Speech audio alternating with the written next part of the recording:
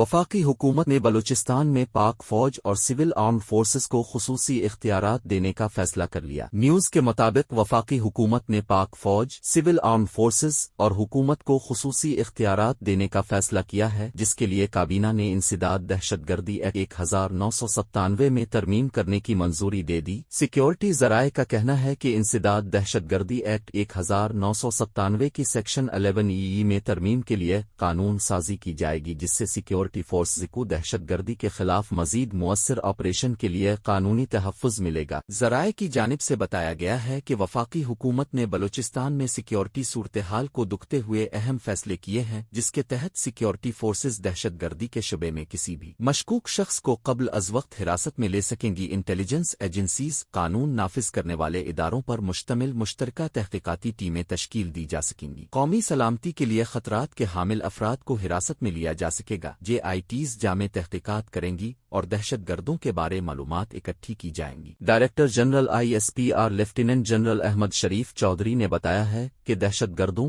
اور سہولت کاروں کے خلاف اس سال 32,173 آپریشنز کیے گئے۔ 20 اگست 2024 سے وادی 13 میں دہشت گردوں کے خلاف کامیاب انٹیلیجنس بیسڈ آپریشن کیے گئے ہیں۔ روزانہ کی بنیاد پر 130 سے زائد آپریشن کیے جا رہے ہیں۔ ایک ماہ کے دوران 4,000 کے قریب آپریشنز میں 90 فتنہ خوارج ہلاک ہو گئے۔ فتنہ الخوارج اور دہشت گردی کے خلاف جنگ جاری ہے۔ ریاست دہشت گردوں سے آہنی ہاتھوں سے نمٹے گی اور انہیں کفر کردار تک پہنچایا جائے گا۔ دہشت گردی کے خلاف جنگ آخری خارجی کے خاتمے تک جاری رہے گی۔